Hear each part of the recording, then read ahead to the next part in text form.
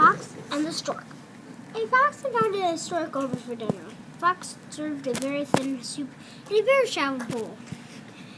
It was easy enough for the fox to slap the soup out of the bowl, but the stork peeked in with her long narrow beak and couldn't even get one drop of soup. "I'm dreadfully sorry, Stork," said the fox. "It seems that my soup is not to your taste."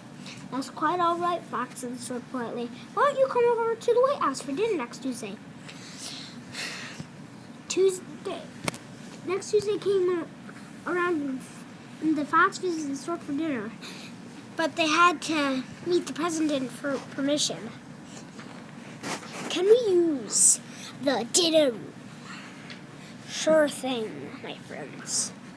You may go." The stork served soup also, but in a jar with a long, skinny neck. It was easy enough for the stork to stick her thin beak into the jar and serve up the soup, but the fox could only lick the rim of the jar. He couldn't even get one drop of soup. "Oh, I'm so dreadfully sorry," Fox said the stork. "Perhaps the soup is not to your taste."